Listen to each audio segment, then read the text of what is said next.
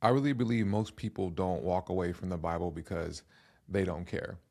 They walk away because they were taught how to read it and understand it a certain way as a kid, and they never questioned it, and now realize they're repeating ideas they don't fully understand.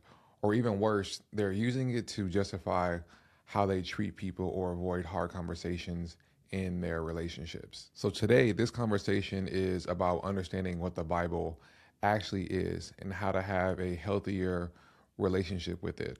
And we're doing that with Dan McClellan. So, Dan is a biblical scholar and the host of the Data Over Dogma podcast and the author of the best selling book, The Bible Says So. And today we're going to find out what it really means that the Bible is a library and not just one single book, and whether we've confused it for what it says with what we were told it says.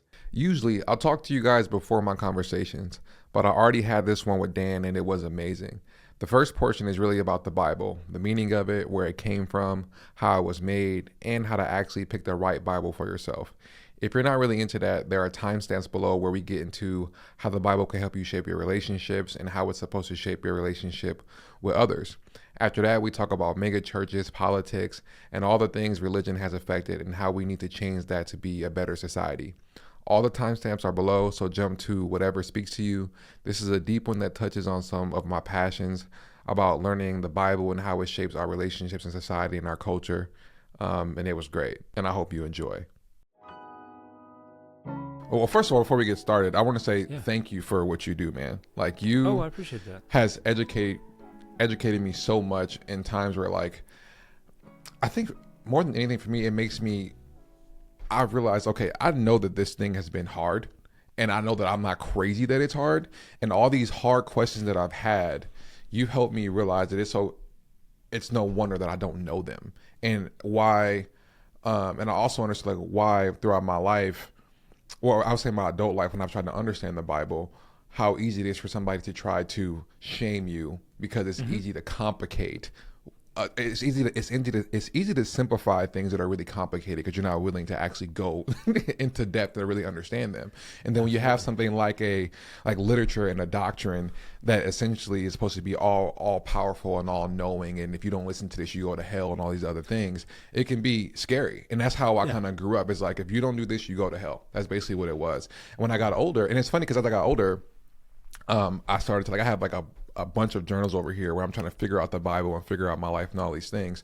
And it wasn't until 2.5 years ago that I learned that the Bible is actually a library of books. It's not even just one book. You know what I'm saying? So all I say, thank you for what you do, man. It really has helped me a lot. Well, I appreciate that, and I hope it doesn't come as a surprise to you that I hear very, very similar feedback every day from folks who make use of my work. It seems like I was not raised particularly religious, but I talk to people every day who were, and they had that worldview kind of instilled within them that treats it as black and white and treats it as just fundamental to one's existence, and so they're kind of raised to not feel like they're allowed to question it, and not feel like they're allowed to wonder, why do these things seem to contradict, or why does this passage over here feel really, really immoral, and things like that. That's kind of the protective aspect of those religious worldviews. They kind of train people to feel like they're not allowed to question them, and that's which I think can be so harmful. Yeah, no, it definitely is. So if the Bible isn't black and white, when people say the Bible, like, what do they mean? Like, what is the Bible? Well, that's a big question, and that's there's not really any such thing as the Bible. There are a variety of different kinds of Bibles, because I generally reduce it down to three main questions that you've got to answer before you can arrive at what you're going to call the Bible. First, you need to know what canon you're talking about, and there are all different kinds of biblical canons, from Jewish, which obviously doesn't include the New Testament, but even among people who might identify as Jewish, the Samaritan canon is only the first 5 books of Moses. It's not the rest of the Hebrew Bible. And within Christianity, you've got all different kinds of canon. You've got Protestant canon, you've got Catholic, you've got Orthodox, Armenian, Ethiopian Orthodox Tawakedo canon, which would be like the most expansive. And so you're picking a canon that you're going to identify as your Wait, Bible. so what's canon? What does that mean? So canon comes from a word that means fundamentally it means reed, like a stalk, a reed of grass. Okay. And the idea is that a reed was a way to measure something, and so it came to refer to a standard. And so canon becomes used within Greek to refer to the standard literature of a given field. So you had, like we talk about the certain philosophers as canonical or canon. Those are the standards. And Okay. so there was no biblical canon in the time periods of the composition of the Hebrew Bible and the New Testament. It's really in like the 2nd and 3rd centuries that people begin to develop the notion that, well, we have Scripture, but we should be able to delineate specific Scripture that are going to be our standards, our canon, and everything that's not okay. that needs to be on the outside of that designation. And so it wasn't until the 4th century, toward the end of the 4th century, that we first had kind of a formal organizational, institutional canon asserted by a guy named Athanasius of Alexandria that really became kind of embedded within institutional Christianity. And but it was kind of had fuzzy edges, and after the Reformation, things kind of firmed up a bit more. But you had other groups of Christians and Jewish people who were not associated with that imperial Christian tradition, who decided, you know what, we like these other books, or you know what, we don't like this book. So there are a variety of different collections that are considered authoritative. But that's just one of the questions you have to answer before we can get to what we think the Bible is, because the next thing you have to figure out is, what manuscripts are you using? Because if you're using the Ethiopian Orthodox Tawakedo canon, there are a bunch of manuscripts, mostly medieval, mostly 12th, 13th century or later. You have a couple earlier ones, but you know the way your Bible might look is going to depend on which manuscripts you choose. And even today, we have a bunch of Dead Sea Scrolls, and there are a lot of translations of the Bible that might incorporate more readings from the Dead Sea Scrolls or from the Septuagint, which is the ancient Greek translation of the Hebrew Bible, whereas other translations might say, no, we're just going to stick with the traditional Masoretic text, which is kind of the official Jewish manuscripts of the Hebrew Bible. So what manuscripts are you going to use to put together the text of the canon that you've decided on? And then what translation are you going to prefer? Because the Bible can differ wildly in what we think it's saying depending on what translation we use, and the overwhelming majority of us are engaging the Bible in translation. So what's your canon? What manuscripts are you going to use? What translation are you going to use? Once you've answered all three of those questions, then you can say, okay, this is the Bible that I prefer or that I choose. And there are you can arrive at so many different variations depending on how you answer those questions, that there's not really any such thing as the official, formal, original Bible. And so it's a bit of a misnomer. It's like talking about the dictionary. There are a lot of different kinds of dictionaries. There's no single the dictionary. But when people talk about the Bible, already they're making decisions. Already they're basing what their understanding of the Bible is off of usually preferences based on their religious identities. And a lot of people don't realize that all that sits behind what we mean when we say the Bible. And they want to talk about it as if it came down from heaven and there's only one, and it only means one thing. And the reality is so much more complex than that. But if you have to engage and recognize that complexity, it gets very, very squishy. It gets very, very difficult to maintain control and boundaries and things like that. If you say, well, this passage here means this thing, that means I have the authority and the power. And somebody might say, well, my version says something different. And that kind of weakens someone's power. And for large institutions like churches, they don't like that. So they're going to give preference and priority to very translations, manuscripts, canons that allow them to very carefully and clearly curate and maintain the boundaries that are useful to them. So Mm-hmm. in short, a lot of this comes down to structuring power and boundaries. That's what, Mm-hmm. in my opinion, a lot of the debates about which Bible is right, what Bible are we going to use, how is it going to be constituted, a lot of that just comes down to wanting to be able to structure power. And that goes back to what you were talking about the fact that, I didn't feel like I was allowed to question these things. Mm-hmm. That's something that is facilitated by all those answers. What's interesting is like I was really excited to you today because I think being able to talk about how to build a good relationship with the Bible, and like I think I'm trying to build some foundation. That's like what is this thing? And when I found about, I don't know, have you ever heard of the Bible called Biblioteca? Biblioteca. That there are. I think I've heard of a few different. Is that like is that one where it's like a box and cloth covers? Yeah. And Actually, I'm gonna grab it. Hold on. Oh yeah. So it's this one. So okay. Yeah. So this is so they've taken out the versification. They've taken out even like chapter numbers and stuff like that, right? Yeah. So his name is Adam, and like I reached out to him a few years ago. His name is Adam Lewis Green, and I was looking for a Bible that essentially was not a application Bible, because that's what we were kind of taught to use so you can understand what's going on. And like application Bible didn't help me at all; it just confused me more, if anything.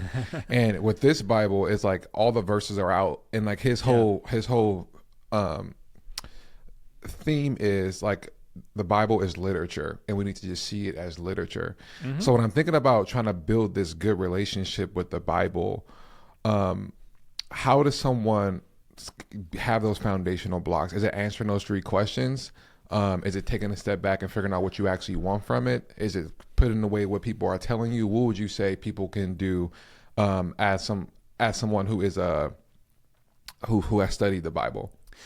Well, that's a wonderful observation, and you pointed out some not some flaws, but some gaps in what I'm talking about. Because I talked about canon, I talked about manuscripts, I talked about translations, but you brought up, hey, what about typesetting? Because that's something that's very important. Because when you divide up, I appreciate the formatting and what the Biblioteca Bible is doing, because it is kind of taking away the division into sense units that we impose on the text when we impose versification and chapters on it, because it's, to my knowledge, it's breaking it up into paragraphs so that you're trying to understand the sense units as it seems the author's intended, rather than reading to the end of a chapter and snapping it shut for the night. You go until you're done with the story or whatever. And that was something that the King James Version really introduced, a very formal, very strict kind of division of everything into these little verses where each one is its own paragraph. And that doesn't allow you to see what the author is trying to do. So you've added a fourth category to my answer. Now, when people ask me what the Bible is, I've got to remember that, because that's so important. A lot of people don't realize that. Even the way it's formatted can affect how you understand its meaning and how you engage with it. But you brought up something there. You said what you want to do with it. And I think that's phenomenally important too, because a lot of times when people ask me what the best Bible translation is, I will say, well, it depends on what you're trying to get out of it. Because you have translations that are designed to be missionary tools, where they will translate words in very generic, easy to understand ways. And so that somebody who's not a member of a church doesn't struggle to understand the jargon. And then you'll have other translations that are maybe very sophisticated, kind of literary, scholarly productions. And those are for a specific purpose. The one that you have there is to facilitate reading it more as literature rather than as something that is chopped up into tiny little pieces. So if you want to use a Bible for a missionary purpose, maybe you go grab one that's intended for that. If you just I want to read this like a story, I just want to disappear into that world, and so maybe you read the Gospels in that Biblioteca volume, and that makes it a little easier to get into the story as a narrative rather than being distracted by verse numbers and footnotes and things like that. So that's another important decision, we should be thinking about why we're approaching the Bible to begin with, and that if you're conscious of what you're trying to get out of it, I think that helps you to make more informed decisions about which Bible is going to best facilitate that, make you most likely to be successful at those rhetorical goals. So that's a great point. That's so fascinating, man, because I think nobody that I've known in my life has been taught or told, like, what do you want to get out of this? It's always taught that, like, I'm going to tell you what you need to get from this. That's what the approach is. You know what I mean? And I think the more that I've taken a step back, I can respect it for what it is and how it can actually help me. And I don't feel bad about, like, it kind of helps me in some areas, and in other areas it doesn't. It just doesn't. And when you think about what these stories and these narratives, when they were written for those people at that time. You know what I'm saying? Like, it's 2,000 some years later, we got AI and stuff now. You know what I'm saying? So things are way different. So I think to even think about somebody who can build a good relationship with the Bible is to understand, actually ask yourself, what are you trying to get out of this thing? Because for me, I was trying to, like, detach myself from it so I can even go walk to it and be like, okay, what are you actually? And that's why I was led to be a biblioteca, because ain't nobody telling me what to think. There's no numbers. There's no cross references. It's like, no, it's a library, and let me just choose which one I want to read about. Like you said, the gospel. Those are, like, very, like, I mean, I think church always goes to those because they're really easy to make people feel good. You know what I mean? That's essentially what they are. And then, you know, in this Bible, there's also something called the Apocrypha that, and apparently, like, that was taken out of, like, most Bibles, I think. You know what I mean? So now I'm able to take a step back and be, okay, I want to read this as literature and, like, read it that way, because that's how it was designed. Let's see what happens to me. So I think for people listening, it sounds like you have to just know what you want out of it. And that's an interesting way to think about it in the first place. Yeah. And I think a lot of people don't think about, an interesting point is that your Bible translation did think about what it was going to be and how it was supposed to be used. And a lot of people don't understand how much history and baggage comes along with a lot of that. There's an interesting story that I think is fascinating about the first Bible translation into, or maybe not the first, but the most influential Bible translation into Setswana, which is spoken in Botswana, by a guy named Alfred Wuki. And he, when translating the New Testament, there was when it came to the spirits, the demons, the evil spirits, there was a tradition in Botswana of the Badimo. And the Badimo was a particular type of kind of ancestral communal spirit that people communed with, that they sought help from, guidance, healing, that kind of stuff from.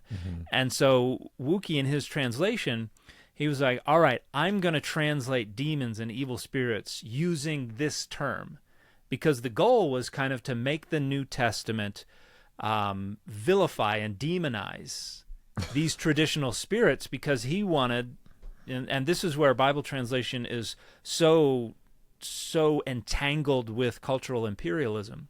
He wanted people to stop believing in those ancestral spirits. So he decided to literally demonize them by using that term to render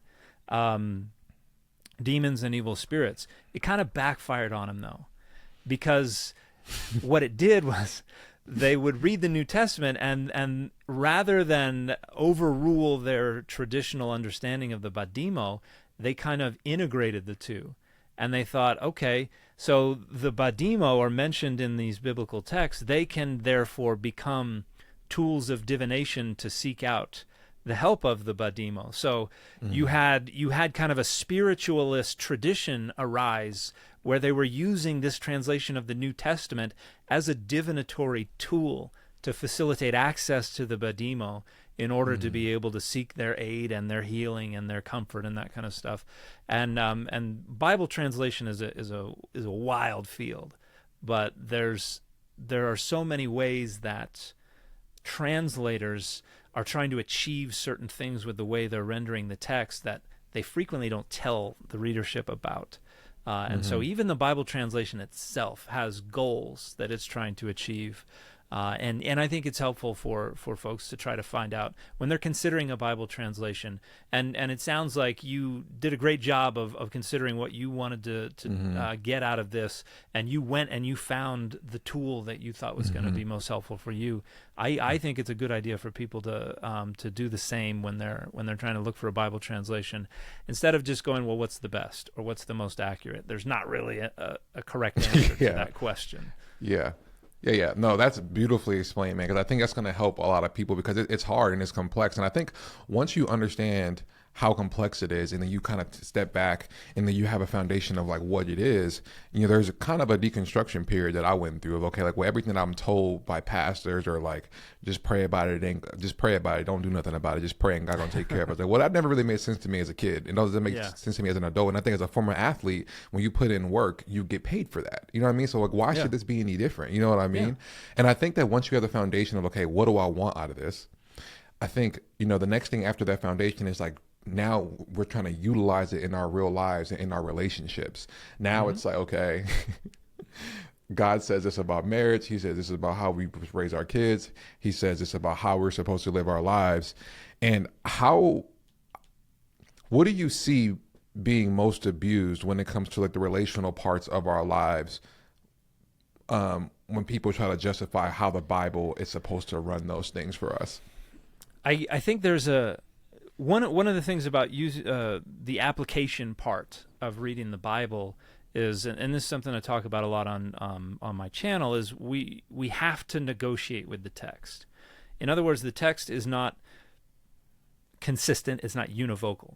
It's not always saying the same thing. It says different things from time to time.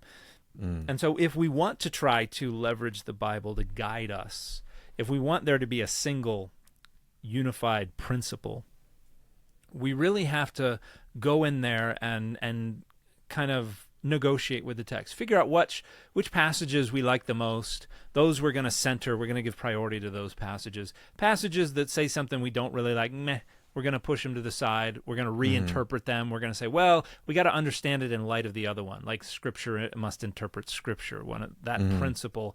Really what that's about is using Scripture to interpret other Scripture that is problematic.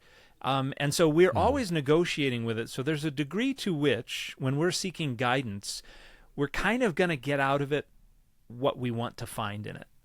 And so the first thing I would say is, when people try to leverage the Bible to assert that there's a right way to go about relationships, whether they're familial, interpersonal, romantic, or even like social, national relationships, a lot of times they're going to just be reading into the Bible what they want to try to get out of those relationships. And far too often these days, it's really about power dynamics. It's about men over women, or it's about Christians over non-Christians, or there are a variety of different, straight people over gay people. There are a variety of different ways the Bible can facilitate structuring power and values that makes it attractive to people who are working within communities where you recognize that the Bible is an authority.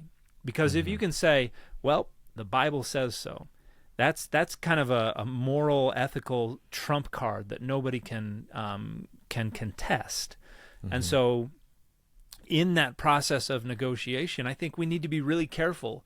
Again, we need to be clear about what it is we're trying to get out of it. And I think we need to be cognizant. We need to be aware of our own biases. We need to be aware of the ways that our own intuitions and subconscious desires and might be kind of nudging us in one direction over and against another. And so I think I think the Bible can be used for good in a lot of different ways, as long as people are aware of the fact that they have to negotiate with it.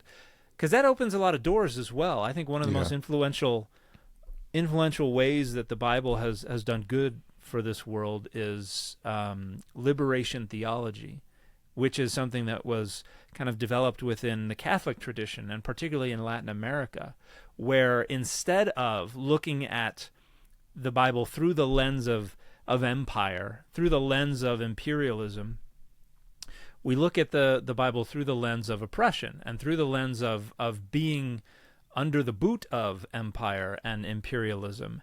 And we can see there's a lot that is said in the prophets. There's a lot that is said in the Gospels. There's a lot that's said in a lot of different parts of the Bible about fighting for liberation. You know, the story of the Exodus is about liberation from oppression, from enslavement. And so you can negotiate with the Bible so that what comes out the other end is really a story of liberation from oppression, where oppression is the villain, and the liberated underclass is the hero. And that's what was done in Latin America in 19th and early 20th centuries. And so there are a lot of ways that historically marginalized, minoritized, oppressed groups can impose their own interpretive lenses on the text and negotiate something out of it that benefits them. And I think that's important. In fact, I think there are parts of the Bible that's what the authors are doing. So, for instance, the Babylonian exile is when the small Judahite population is forcibly migrated into Babylon. They're kind of scattered around. They're underprivileged. They're not part of the powerful, the elite. And so they've got to maintain the integrity of their social and ethnic identity somehow. And that's where they kind of circle the ethnic wagons to some degree, and maintain their traditions and maintain the things that make them a distinct, separate people. And that is what allowed them to survive. A lot of people say that it's a miracle that the Bible survived. Well, the Bible survived because the Jewish people survived, and I think it's because there was a time when they had to circle the wagons, and I think there are times and places when that's necessary and that's good. And then there are other times and places when that's phenomenally bad and harmful. Yeah. For instance, when it gets then leveraged by the European empire and they use it to justify the dehumanization, the enslavement of other groups of people.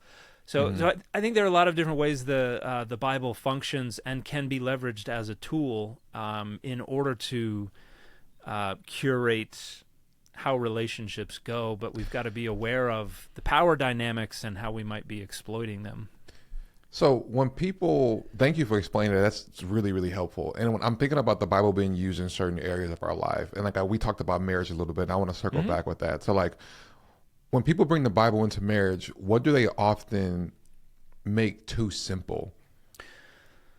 I think male headship is a phrase that I did not grow up hearing, but is one that I've heard constantly ever since one of my graduate degrees at an evangelical university, which kind of exposed me to a more evangelical tradition, and I've been touching base with that tradition in a variety of different ways ever since. But we have the notion within the Bible of male headship that the husband is in charge. That the wife is it goes all the way back to Genesis 3, that your desire will be to your husband, but he will rule over you. And then Paul, or at least 1st and 2nd Timothy, some of the later, what scholars refer to as pseudo-Pauline texts, talk about how women are to remain silent in church. And there are endorsements of what's called the household codes from the Greco-Roman period, which was a very patriarchal household structure, where you had the paterfamilias, the male head of the household, and then his wife, and then there were children, and then there were the enslaved class. That was kind of the hierarchy of the household in that time period. And Paul and the pseudo-Pauline literature endorse that.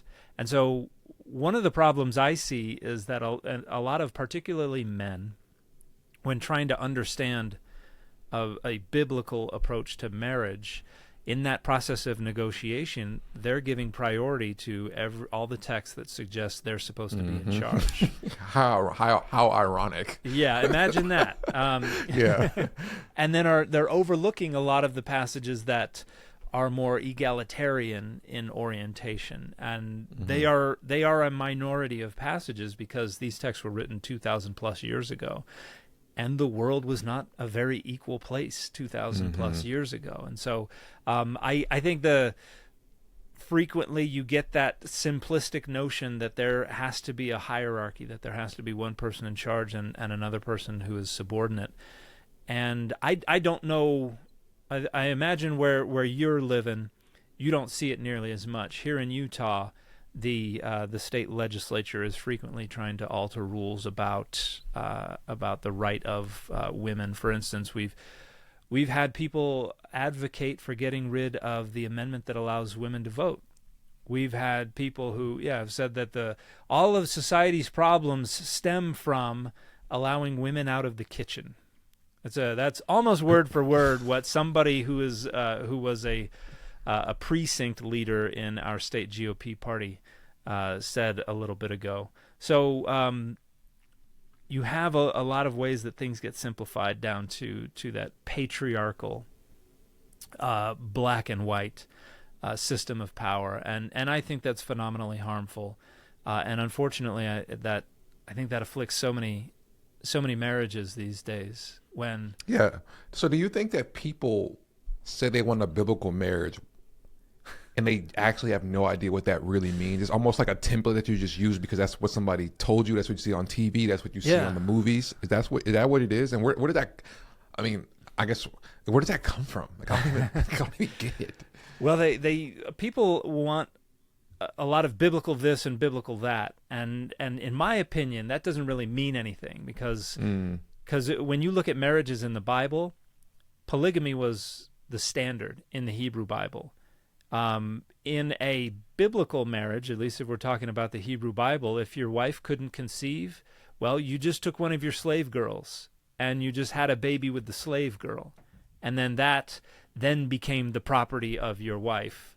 So that's a biblical marriage. That's in the Bible. But I don't think that's what people mean when they say they want a biblical marriage. I don't think so. I hope it's not. There are probably some weirdos out there who want that, but I think they're talking about a construction of their own making. Because when it comes to talking about biblical this or biblical that, because the Bible does not speak with one single voice, and speaks with a lot of different voices saying different things, trying to achieve different things. Again, if we want to try to reduce it down to one principle, we are negotiating with it. And I compare it to a box full of Lego bricks. And let's say that box is labeled the Bible. And every brick is a verse of the Bible. You can dump that box of Lego bricks out and you can make almost anything you want. And then you can slap the label biblical on it because it came from the box labeled the Bible. And really that's what people are doing when they try to construct principles from this verse over here and that verse over here, and I've got to interpret this verse over here a specific way, and that's going to go right there, and that's going to go right there. They're using the verses of the Bible to construct something they planned. And that's why I don't think calling something biblical actually means anything. It just means I used the Bible to construct my own concept, my own idea. Or even just the idea of the Bible. Because when I think about how many times I heard biblical this, biblical that growing up, it's just like, we're biblical this and biblical that in this church, but as soon as we go up out of here, y'all are acting wild. You know what I mean? So like, what does this even mean? You know what I mean? So like, it's like, I don't even think people really know. Like, to me, it's almost like a blanket term. If I put Bible on this, that means that it's holy and that like my intentions are good. But I'll never forget, I watched this channel called Soulfire Underbelly, and there was a pastor from like some church, and their whole thing was like, we got snakes, and if the snake bit you, it means like God is mad at you because the devil's in. I was like, bro, what the fuck? Like, what are we talking about right now? And that was another thing with just like denominations. I'm like, why are we have this umbrella, but there's all these different types of Christians. It's like, this doesn't make any sense. And like, you don't like them, but you all believe in the same thing. So like, I can go on a tangent about this stuff. let me like focus on what I was saying. So when I think about the term biblical, it just feels like a blanket statement that we put on marriage. And I think the intent is good, as in like, we want to have a marriage that is like fair and good and peaceful.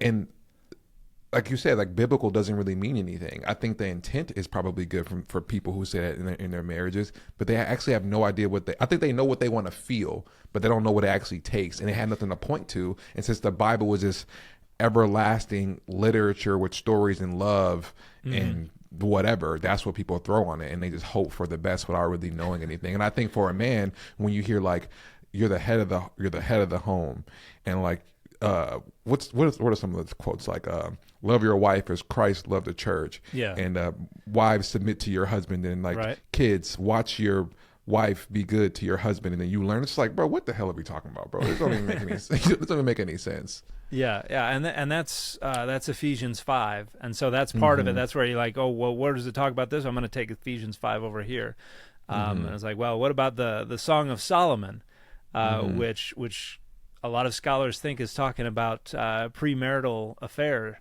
that is being praised, and there are all kinds of different. There's a wonderful text, a wonderful book by a scholar named Jennifer Knust, and it's called Unprotected Texts. And that's a good title. Yeah, that's it. That's a good title. yeah. She hit a home run with that title. I love that title. But it's a phenomenal book because it talks about the many different ways the Bible represents and approaches and valorizes sex. And so I think anybody who wants to talk about biblical marriage and sexuality in the Bible should go read that first, so they have one just to kind of disabuse them of the notion that the Bible has a single consistent view on human sexuality and sexual desire. Because I mean, if you go read Paul wanted everybody to be celibate. Paul was basically like, the real ones don't have sexual desire, and if you can't hack celibacy, go ahead and get married, but just so that you can have that occasional passionless prophylactic sex just to tamp down the urges. Because really we all need to be focused on praising God and Jesus, who's going to come back any day now. And Paul was wrong about that. Paul was wrong about a lot of things. And a lot of people don't like hearing that. But I think people, they use biblical to try to baptize whatever ideology they're trying to push, whether that is patriarchy or validating abuse of children, or anything like that. I think there are a variety of different ways that people will use that designation to say that means you can't question it. Yeah, I just think about, like, before all that, just like the human condition, whatever that means. If you want to look at it from like a biblical standpoint, like we're all sinners and we all have like bad thoughts, and you need Jesus because if Jesus died for you, and like your bad thoughts are forgiven for it, but you got to figure out your bad thoughts while you're still here. It's like, all right. And I just think about like people who are trying to use the Bible for guidance, and since it's abused and it's so complex, it's hard to even find your place on how to be a human being. And you have a text that people are using around the world and telling you how to use it when they're using it for their own, I'm trying to give people grace, I guess, but they're trying to use it for their own selfish gain, you know what I mean? Or their own selfish desires, you know what I mean? I think that's not a bad thing to say, but it is just given like what is happening on mainstream media with the Bible, like in politics and the mega churches and all these things.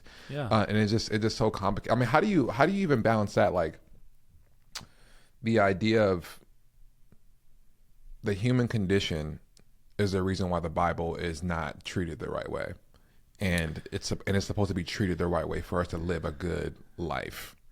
Well, I think there's an interesting part of the New Testament where Jesus talks about people praying on the street corner to be seen of men, and that's a very common thing, I think, these days. When we watch, in the media today, you see an awful lot of people waving their Bibles around, and it's precisely to be seen of men. And the idea is to put on display how committed they are to this identity, so that other people within the identity will be like, wow, he's really committed.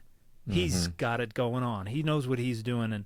And what that does is that's called in the cognitive science of religion, that's called a credibility enhancing display. And what that does is that when you put on public display your piety, the other people within your shared social identities perceive you to have enhanced credibility. And that protects and advances your interests within the social group. And sometimes that has to do with money. Sometimes that has to do with influence within a congregation. Sometimes it has to do with political power. But there's an awful lot of that going on these days. And that is what Jesus excoriated. He said they pray on the street corner to be seen of men, and they have their reward. Because they're being pious, not for the sake of some relationship with God, but so that they can advance themselves socially. And that's why he says they disfigure their faces when they fast. But when you pray, go into your closet and pray in secret. And your Father, who hears you in secret, will reward you openly. And so the idea that Jesus was saying is, don't use your piety as a means of advancing your social interests. Your piety is between you and God. If you want to use your piety for social reasons, go help the poor. Go strengthen the hand of the needy and the fatherless and the widow and the oppressed and the foreigner.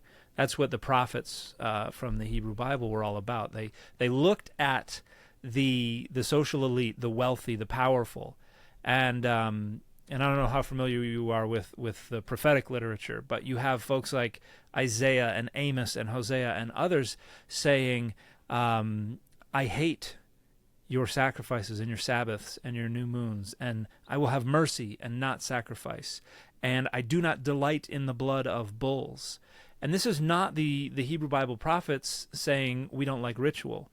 They're talking to the wealthy and the elite who are performing the public piety, but then behind everybody's back, they're exploiting the poor and the needy.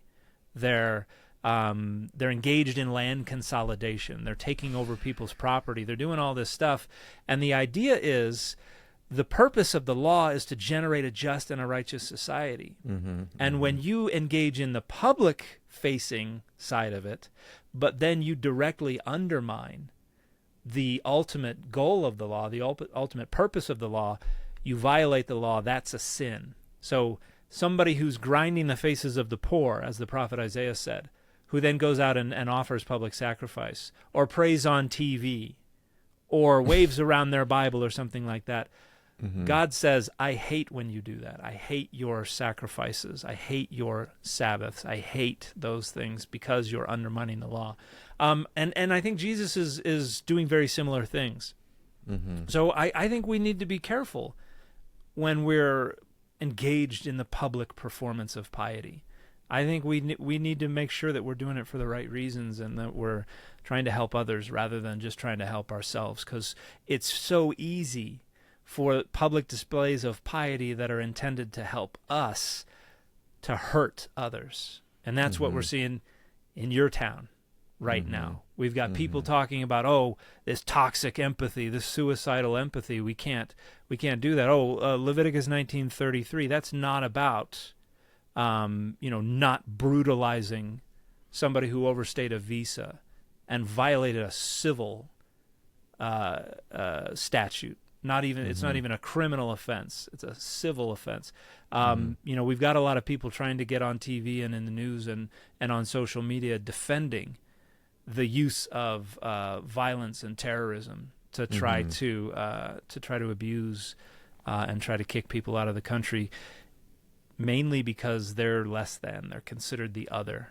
They're an unworthy population, and it's. I'm rambling. I do that a bit, but no, you're not. No, because I got a lot. I mean, I don't have a lot to say. Yeah. I have questions about this because, I'm in the thick of all of it. And I'm originally from California. I'm from LA, so and I grew up in the inner city. So I've been around racism when it comes to gangs, Black people and Hispanic people didn't get along because of territory and stuff like that. So this is the first time I've witnessed something close to this in my life, in my adult life in Minnesota. And, I've recently learned a lot about politics in the last few years because I didn't grow up knowing a lot about politics because I grew up all about survival. That was a thing for me growing up. Yeah. And the more that I learned about politics recently, I'm just why should religion be used in politics? You know what I'm saying? It doesn't make sense because now people are being confused about you see a murder on social media, on TV, the person who's supposed to be the leader is using the Bible and saying like they're people's doing they're doing God's work. Then you have social media influencers backing these people up, and people are arguing. So it's like, what do we do about religion being in politics and social media, and also trying to do what you just said about like, it's like you got to be careful to not be on the street being the one waving the Bible, but you also have to be careful being the one who's listening to the people who are waving the Bible, mega pastors, the president, et cetera, et cetera. Yeah. Oh, yeah. I think it's so difficult these days. And one of the great ironies of this is I think it's less difficult now than it was 20 years ago, when you had. It's less difficult? I think it's less difficult because of how, or at least it's less difficult to discern the right from the wrong, in my opinion. Okay. Because I don't think, back when it was Bush and Iraq and stuff like that, lots of problems. You didn't have people murdering American civilians in the street, and then the administration demonizing them as domestic terrorists and lying about what happened. Like, you didn't have someone as a president that we all heard in a recording boasting about being able to sexually assault women with impunity. I think the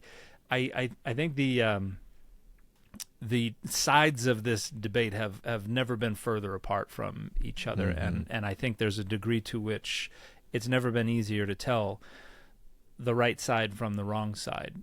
Now there are lots of shades of gray in the middle, but I'm getting increasingly frustrated by people within social circles that intersect with my own, that are trying to come up with ways to defend all of this and excuse it and rationalize it away.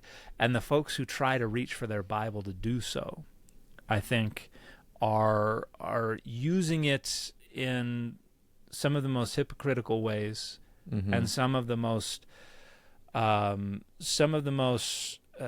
hateful, and some of the most exclusionary ways I've seen in a long time. Now, with the caveat that there are groups of people who have been demonized and marginalized and oppressed, and the state has used violence against them throughout the entire history of the U.S., whether that be black folks during slavery, during Reconstruction, during Jim Crow. Ever since the Civil Rights Movement, the state has used violence against black bodies with impunity, and the same can be said of all kinds of other minority groups in different ways. Immigrants, particularly Asian folks in early American history, women still have the government is structured against them in a variety of different ways. So I think that a lot of people who look and speak and act like me are suddenly like, wait a minute, I'm on the wrong side of this for the first time. And so it's becoming more of an emergency now to more people, although it has been an emergency to a lot of groups of people for as long as the nation has existed. But I think the current president is, I think, one of the clearest villains. If somebody is approaching things from a thoughtful, is approaching trying to find a biblical way to think about this, and is doing so thoughtfully. I think that the Trump administration tags so many of the bases that we see in the Bible of what not to do, that it baffles me that there are so many people who want to reach for the Bible to try to defend what's going on.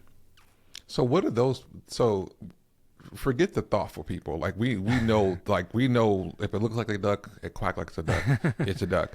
What about the thoughtless people? Like, what should they do? Because again, I really believe that at this point, people, and this is just life in general, especially I've seen this growing up with like addicts. You will convince yourself that you're okay. Yeah. Because you have no choice.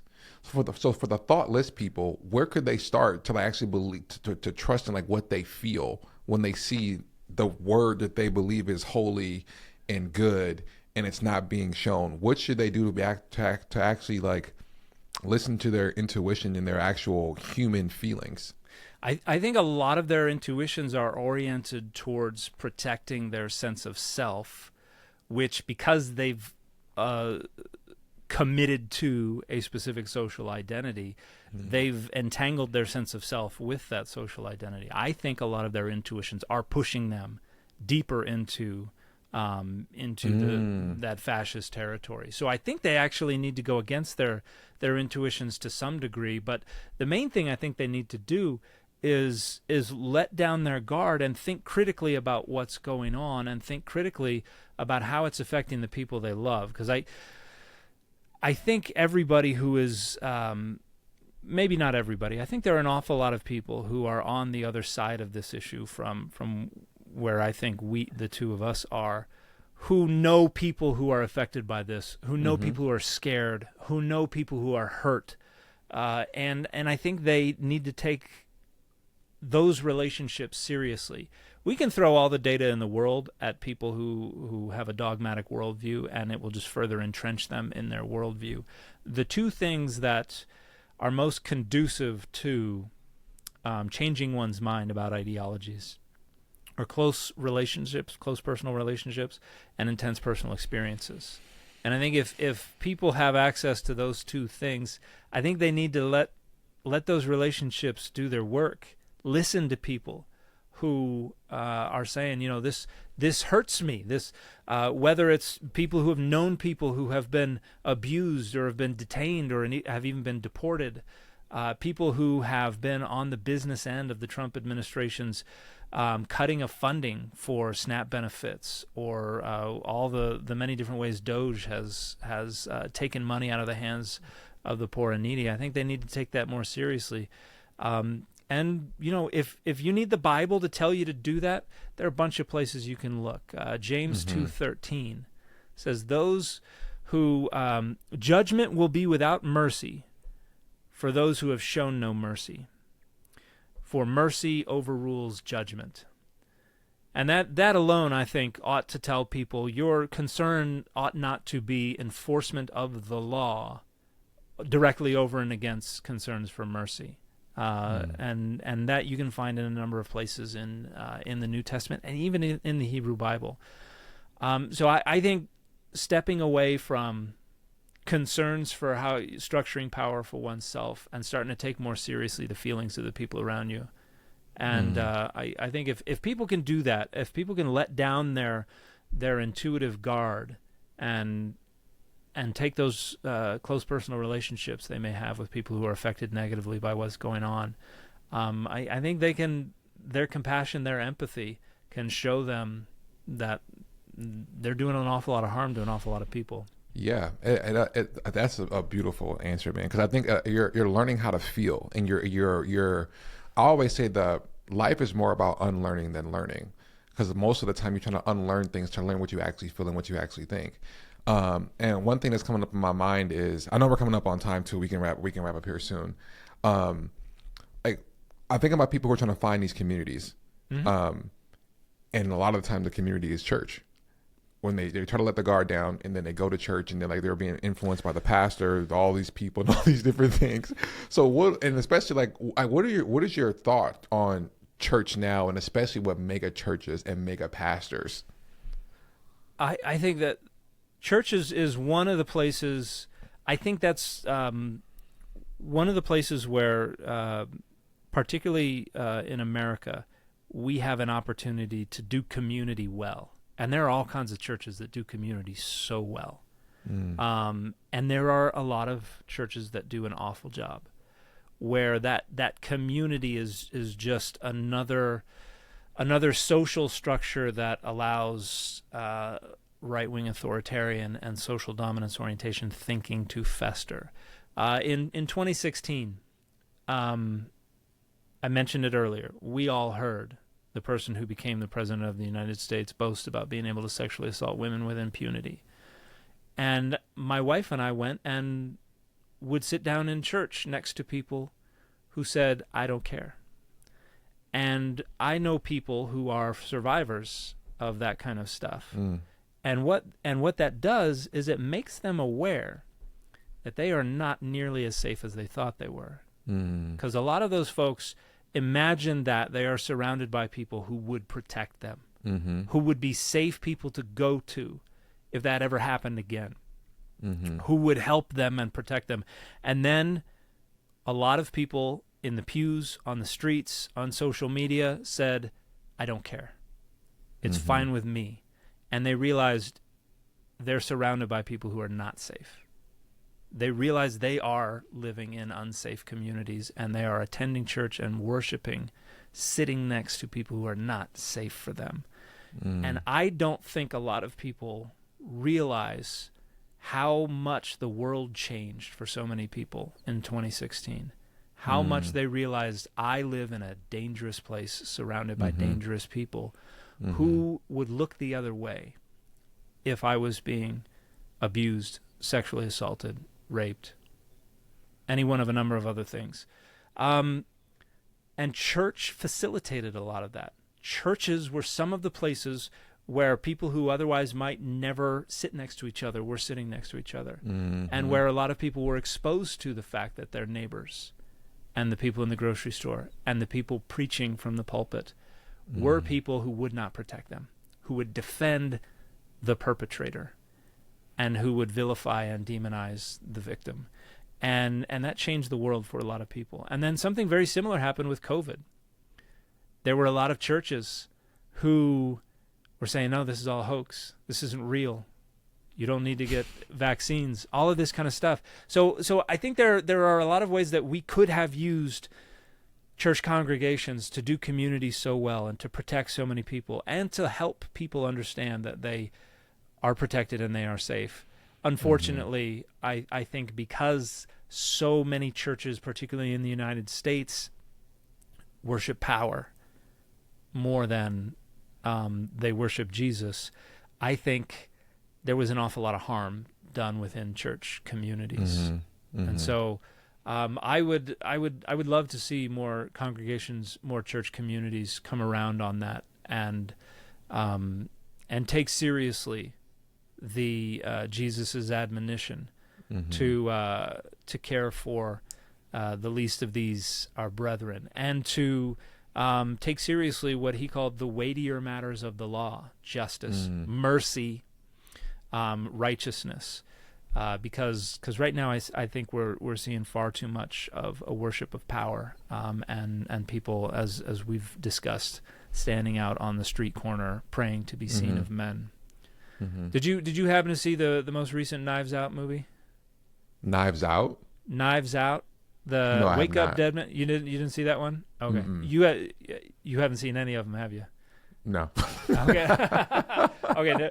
Never mind then. The third one was about a priest who was sent to go be second in command to another priest who was kind of an abusive right-wing authoritarian guy. I thought it was a very insightful movie in a lot of ways. There's a critique of religion. There's also a defense of religion in the movie that I thought was very, very thoughtful, and a lot of Oh no, I'll people definitely check those out because I love watching things like that to get those different perspectives. I know we're up on time. I have one more question for you that I just thought of. So I'm trying to figure out how I want to word this question. So like in a world where the Bible and power mix, what is the listener's job? Because we just talked about a lot. Power mixes religion, your background, all these things are happening for you to figure out like what the Bible is and like what your life is about, whatever it is. What is the listener's job when they're reading, listening to the pastor, see the person waving the Bible, hearing Trump speak, whatever? What is the listener's job? Oh gosh, that's a big question. I think the listener's job ought to be first and foremost to figure out what their own responsibilities are to themselves, to their families, to the people around them. But I think it's an old motto, but speaking truth to power, I think is so important. I think that's going to help turn the tide here. Individuals standing up for those parts of the Bible that are about community, that are about making us stronger as a people, and whether that means calling a state rep or a senator's office to say, please don't support this bill, or it means having those difficult conversations with friends or family that keep sharing the anti-vax stuff on Facebook or something like that. Yeah. I think I decided in 2015 that I couldn't sit on the sidelines anymore and just let the world around me happen because it wasn't really affecting me. I was well enough off, and the things that I saw weren't affecting me. I decided with all that was going on then that I needed to use the privileges and the opportunities that I had to try to go make the world a better place. I have 3 girls, 3 daughters. They're now awesome. Love being a girl dad. Wouldn't Me trade too. it. I've got girls that are 8, 13, and 17, and I refuse to just sit back and let them grow up in a world that is going to treat them the way that historically this world has treated women, and so I'm in a position where I have access to power and resources that allow me to do something about that. Not everybody has that, but I think to the degree that we do have an opportunity to speak truth to power, whether that means to our friends or our family or on social media, I think it's incumbent upon us to do that. I think that's what, if somebody takes seriously Jesus's quotation of Hosea 6:6, which we find twice in the Gospel of Matthew, I will have mercy and not sacrifice. Jesus said, go learn what that means. I think that means that we all have a responsibility to try to do what James 2:13 says, try to make mercy overrule judgment. And I think that's going to take shape in a lot of different ways depending on people's circumstances. But yeah, my exhortation to the listener would be to find ways you can make a difference in the lives of those closest to you, and to the degree you're able, to the lives of those who are a little further away from you, and try to make use of those close personal experiences and those close personal relationships, and let people know where you stand. Something that I've seen recently, we have a lot of social media influencers who refuse to speak. That you up just about. rack down. Well, there have been some very influential ones who've been like, I know you want to know what I think about this, that, and I'm not going to tell you because I don't have to. And it's like, okay, well, now we know where you stand precisely. 100%. You answered the question by refusing to answer the question. And I think I would love to see more people being willing to put their online reputations on the line, and to be clear that what we're seeing going on around us is not okay. Yeah, and that doesn't have to mean going out in the street and getting into it with ICE agents. But I think speaking up when we have the opportunity can make a big difference. Yeah, 100%, man. I really feel like at the I always try to think of all of us as like little babies, and like, you know, we didn't know anything, and then as we grew up, we were influenced by all these different things. And I think that at the core, we all just want to be good to each other. We just don't know how to do it. And I think that what you brought up about being in church, or like asking people who are close to you or challenging people, it kind of brings us all together. Like, hey, we all kind of like, we're all very much the same. We just don't know it because all the things that we were taught, going back to what I said about life is more about unlearning than learning. Yeah. So I think that the more that we can do that, the world would be a better place. And I think we can all probably look at the Bible for like what it was designed for, whatever that means, that I'm still trying to figure out. And then we can all just try to be living on this planet trying to like have each other's back. You know what I mean? Which is like really hard to do, but it's worth it, especially given like what's been going on recently. Yeah. Yeah, I think so. I think it's the only way we're going to survive. I think it's the only way this little experiment with this republic is going to be successful, because the road we're heading down now is things fall apart real quick. And for sure. It feels a lot better to have each other's back than it does to try to undermine each other. No, 100%. Thank you so much for hopping on me, man. Like, I've been thank you for your time. dying to talk to you, man. I know you. I talked about your book and stuff before we hopped on. I know you go around and speak and stuff. Is there anything that we can know that you have coming up? I am about ready to start writing my second book. Oh, wow. So yeah, Okay. well, just what is it today? It's the 11th. On the 9th, my book was released in Brazilian Portuguese. So a I saw that. translation was released in Brazil. I'm excited about that. But yeah, I'm going to be starting my second book here shortly, which is going to be a biography of the God of the Bible. I'm going to be talking about how and why God changes from the earliest parts of the Bible through the latest parts of the Bible. So I'm really excited to sit down and write that book. I think it's going to be a lot of fun, and I think it's going to be I think it's going to be very interesting. Yeah. If people read it. That So I'm sounds excited like for it. that sounds like an eye opener for sure. It almost sounds like screw tape letters, like kind of that approach where you're like where I can't even think if I'm blanking on his name, where he writes from the devil's perspective. Like you get a different eye of like why this is the way that it is. So like I'm excited for that myself. I need that. So I'm excited for you to write that, man. And good luck with that too. I know writing book is probably tough.